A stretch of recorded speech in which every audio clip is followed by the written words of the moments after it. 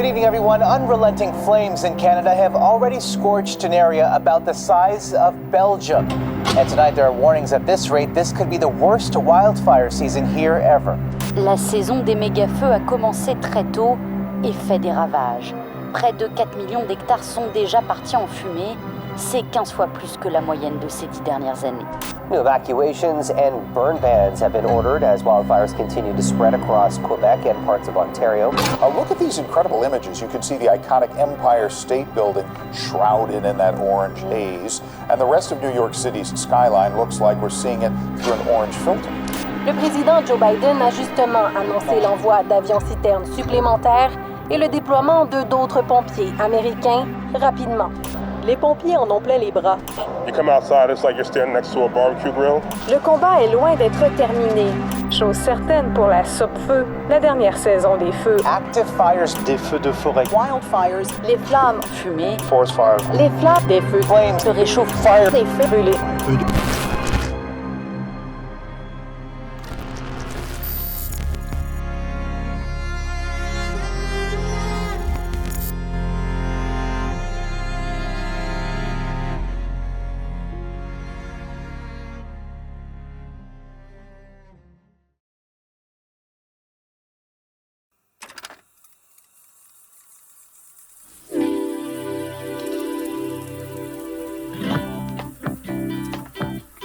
« 32 km au nord-ouest de La Sarre, on découvre une ville à vocation minière, Normétal.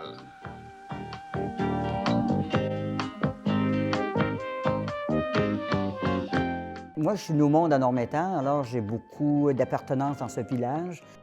Déjà, il y avait une mine qui faisait vivre plusieurs familles. C'est en 1932 que la ville se dresse près d'un gisement de cuivre. On la nomme alors Habana, puisque la compagnie qui l'exploite s'appelle ainsi. En 1937, c'est la Normetal Mining Corporation qui prend la relève. La ville prend donc le nom de Normétal. On y reconnaît bien sûr les mots Nord et Métal. En 1975, la mine elle a fermé. Là, on a vu des gens partir. On était au-dessus de 3000 habitants. On est rendu à 850 habitants. Mais on a gardé la qualité des habitants.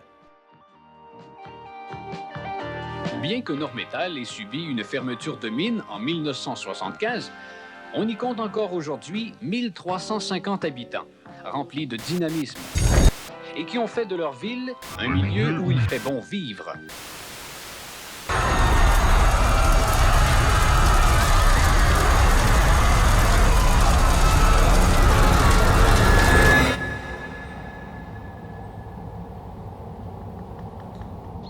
Les feux étaient intenses. Mon Dieu, nous, on a été évacués, puis ça n'a pas été... c'était vraiment triste. Notre équipe, c'est des pompiers volontaires. On est habitué d'éteindre des maisons, des autos, des choses comme ça. Quand c'est des feux de forêt, habituellement, on appelle la Sopfeu. Mais en 2023, avec l'ampleur des incendies, il y en avait partout. Fait que le premier feu qu'on a eu, c'est le feu 280 qui était dans le rang 8 et 9 de Saint-Lambert. Quand j'ai appelé la Sopfeu, ils m'ont répondu qu'ils ne pouvaient pas y aller, qu'il n'y avait pas d'effectif. Quand on s'est rendu avec notre équipe, on a pris des VTT puis des extincteurs parce qu'on n'avait pas de plan d'eau. Fait qu'on a réussi à éteindre le feu 280 avec notre équipe PL, extincteurs, etc. On est revenu à la caserne. Je dirais peut-être 3 heures plus tard, on a eu un autre appel du 911 qui nous disait qu'il y avait un feu dans le secteur du lac Pajagas. C'était à l'extrême. Les feux nous ont fait vraiment peur, mais les pompiers étaient là pour nous et nous en sommes vraiment, vraiment reconnaissants de nos super pompiers de Normétal. On a rappelé la Sopfeu pour leur indiquer qu'on ne pouvait pas se rendre. On a laissé 2 pompiers toute la nuit pour être en attente de voir s'il se passait quelque chose. Et le lendemain, on est retourné, puis on n'était vraiment pas capable d'atteindre. Il était peut-être à 4 km en forêt, pas de point d'eau, pas de sentier pour se rendre. Fait qu'on a attendu la Sopfeu. Quand ils sont arrivés, là, le feu avait pris beaucoup d'ampleur.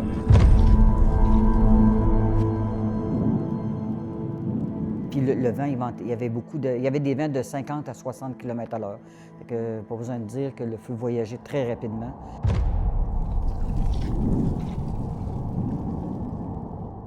Quand ils nous ont évacués, nous, on est allés au patrimoine de la Sarre. C'est long, c'est grand. On n'avait pas emmené nos affaires parce que quand on a été évacués, c'était comme tout de suite, tu t'en vas. C'est pas nécessairement les flammes, souvent c'est aussi la fumée là, qui peut incommoder des personnes. Fait qu'il faut pas attendre que ça soit rendu trop près pour penser d'évacuer. Il avait décidé d'avoir une pré-évacuation. Fait que les gens, ils savaient que ça pouvait venir pour l'évacuation obligatoire. Fait que je dirais que 40 de la population avait déjà été évacuée, qui avaient décidé d'eux autres mêmes d'évacuer. Le lendemain, ça a été l'évacuation obligatoire, fait que le restant de la population.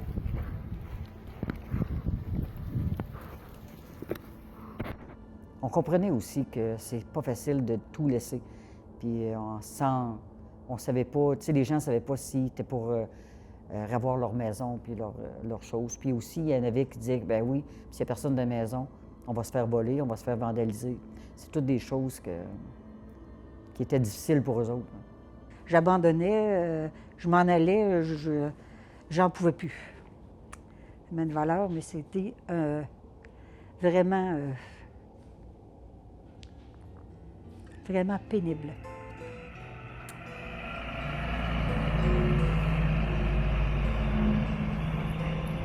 Quand on embarque dans un service de sécurité incendie, ce qui nous passionne, c'est vraiment d'être capable d'aider les gens. Je pense qu'on est à l'écoute des gens, on est là pour aider. Quand les gens sortent de leur maison parce que le feu est pris, nous, on rentre.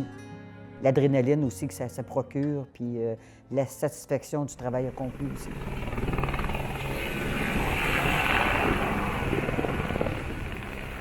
Ici, il faut savoir qu'en Abitibi-Témiscamingue, on est en zone forêt boréale. C'est qu'en forêt boréale, les feux de forêt, ça fait partie du cycle naturel. On a besoin des feux de forêt. La forêt, elle est beaucoup plus composée de conifères que de feuillus.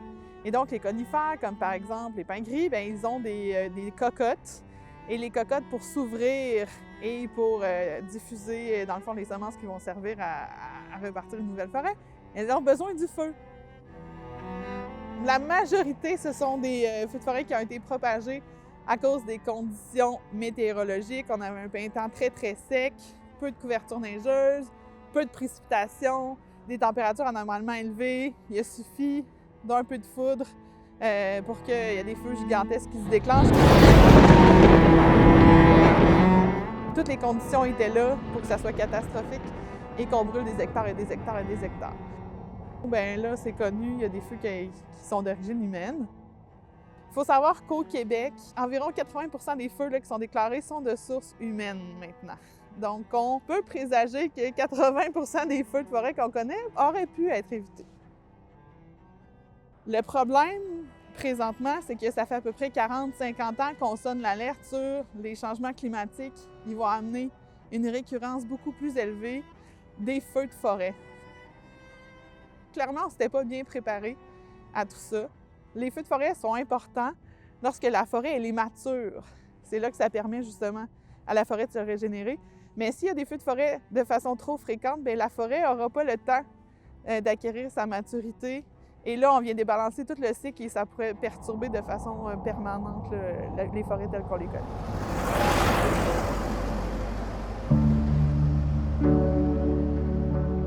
Je demeure à la Belle-Circuvion depuis 56 ans. Je suis arrivée ici étant jeune avec mes parents. Ma famille est ici, mes sœurs sont ici, mon père est décédé ici, ma mère reste encore ici, mes enfants demeurent ici et mes petits-enfants demeurent ici. C'est sûr que je vais probablement mourir ici, moi aussi. C'est une petite ville qui est vraiment enclavée en plein milieu du bois. C'est une grosse forêt d'épinettes, forêt boréale, si je ne me trompe pas, à au moins 90 km de la ville la plus proche. Les feux, dans le fond, l'été dernier, si je peux essayer de résumer un peu la situation vite fait, ça a été Ça a été quelque chose qui nous a rentré dedans.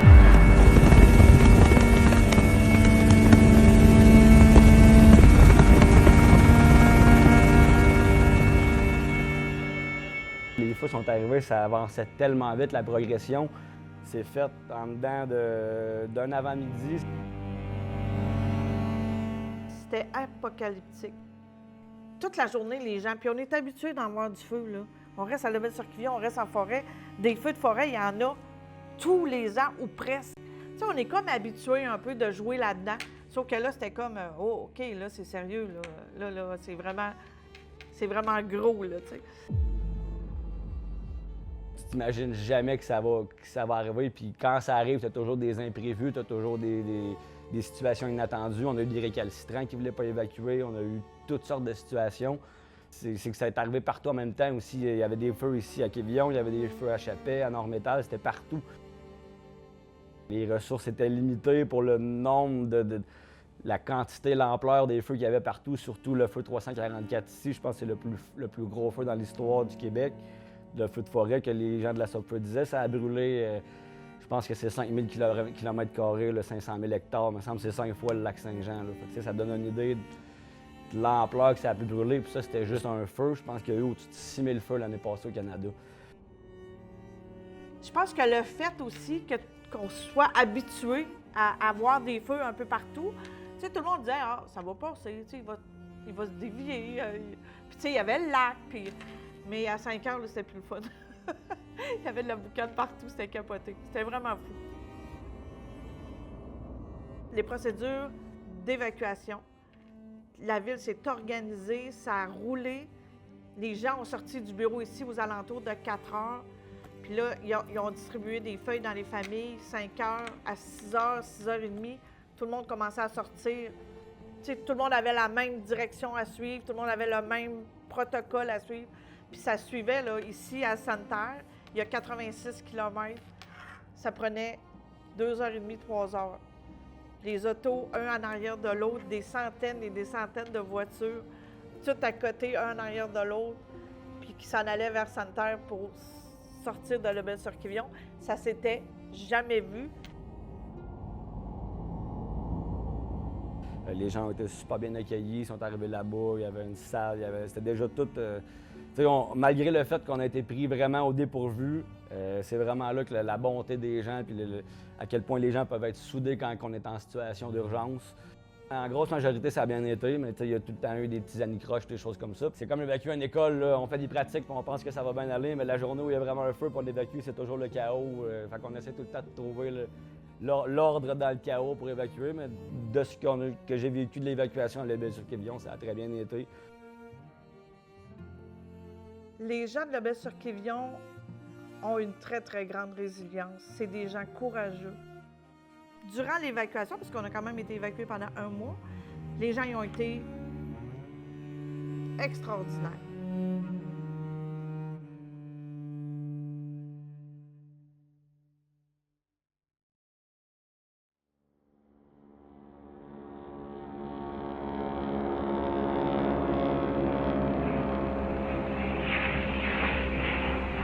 L'été qui s'en vient, il y a des gens qui disent « ben il n'y a pas de danger pour le village, tout a été brûlé ». C'est pas vrai. Je ne veux pas mettre un vent de panique là-dedans. Il reste encore beaucoup de combustible. Déjà cette année, là, on constate qu'il y a plus de précipitations. Malgré qu'on n'a pas eu beaucoup de neige qui nous faisait peur un peu, il y a eu beaucoup de précipitations dernièrement. Puis pour l'été, on ne sait pas encore, mais ça devrait être un petit peu mieux. Mais c'est tout le temps des choses qu'on surveille, justement. En plus, ça nous a ouvert les yeux. D'ailleurs, la SOPFEU est rendue avec une base permanente en ville depuis quelques semaines. Là. Il était tout le temps comme en alternance, mais là, il y a une base permanente avec des camions puis des responsables toujours en ville là, pour surveiller justement l'évolution des conditions. On a confiance. On a développé une grosse confiance en nos super pompiers. Je suis vraiment optimiste pour l'été qui s'en vient. On a fait beaucoup de prévention auprès de la population. On n'est jamais vraiment prêt, par exemple. On n'est jamais vraiment prêt à 100 % à faire ces choses-là. Mais quand même, là, on sait par où commencer et comment le faire et avec qui le faire. Sûreté du Québec, Sopfeu, Sécurité civile. Il y avait même des agents de la faune qui sont venus nous aider. C'est tous ces gens-là, on est capable de les rejoindre rapidement maintenant. Je serais prêt à dire que j'ai peur de ce qui pourrait arriver. Je donne beaucoup de confiance, disons, dans l'avenir parce que justement, je pense que ça l'a ouvert beaucoup d'yeux. Il ne faut pas attendre que ça nous arrive parce que quand ça arrive, il est trop tard. Il y a un gros manque d'équipement, il manque d'avions CL, les avions citernes, je pense qu'il y en a une dizaine ou quelque chose comme ça, une douzaine, je ne suis pas sûr. Il manque de pompiers, il manque de pilotes, il manque de tout. Quand je suis allée en camping l'année passée, là, il y avait du monde au Lac-Saint-Jean qui faisait des feux. J'étais tellement choquée, j'avais envie d'aller voir, prendre une petite chaudière d'eau, puis leur dire « Hey, faites pas de feu, c'est dangereux. » Tu sais, mon chum, il dit « Tu peux pas capoter tout le temps. » Ouais, mais c'est parce que s'ils mettent le feu ici, puis que les pompiers sont obligés de s'en venir ici, que les gars de la Sopfeu, que les CL-215, les CL-215, il n'y en a pas 75 au Québec. Là. Il y a un nombre restreint. Ça fait que s'ils sont pas chez nous, il faut qu'ils s'en aillent ailleurs, ils sont pas chez nous, tu sais, ils peuvent pas... Ça se clone pas, ça, tu sais, ça fait que faut que tout le monde fasse attention, je pense. En 2023, il s'est brûlé 10 fois plus d'hectares au Canada que dans la dernière décennie entière. Au Québec seulement, c'est 1,5 million d'hectares qui a été brûlé. C'est pas une peur en tant que telle qu'on ne sera pas capable de gérer, c'est que c'est imprévisible, c'est que c'est complètement imprévisible. On est capable de gérer qu'est-ce qui va arriver, puis du time to time qu'on appelle, quand il est là, on le gère, mais s'il franchit le seuil, il rentre dans la ville, puis on ne peut plus rien faire, bien, il faut qu'on évacue, puis il faut qu'on laisse la ville brûler, malheureusement. C'est surtout ça qui fait peur. Est-ce que le Québec est en manque de pompiers? Je pense qu'il n'y en a jamais trop. C'est comme je ne veux pas faire de mauvaises comparaisons, mais c'est comme des enseignants, ça t'apprend. C'est des médecins, c'est des policiers. C'est pas quelque chose que tu peux avoir de trop, surtout que plus le temps va avancer, plus il va y avoir de besoins, puis c'est niaiseux, mais la brigade de pompiers de Quévillon, c'est un peu la même chose que toutes les petites villes, c'est une grosse majorité de pompiers volontaires. Puis moi, je me rappelle, la première chose que je me suis dit quand je suis arrivé en ville, puis j'ai vu le panache de fumée, puis les gens évacués, j'ai dit « On n'est pas formés pour ça. On n'est pas formés pour ça. Même si on y va de tout notre cœur, de tout notre vouloir, on n'est pas formés pour ça. »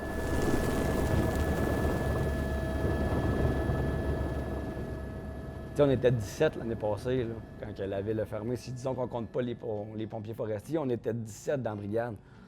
Tu peux pas combattre un incendie de 5000 km² à 17. Là. Ça va être juste des maisons, c'est les souvenirs des gens, c'est les gens se sont bâtis des vies. Je pense que l'été dernier, on a mangé la claque, mais je pense que ça va avoir déclenché vraiment un processus de formation, d'engagement aussi, pour montrer que ça en prend, là. Ça en prend absolument. Puis s'il n'y en a pas, c'est plate, mais c'est des villes au complet qu'on va perdre.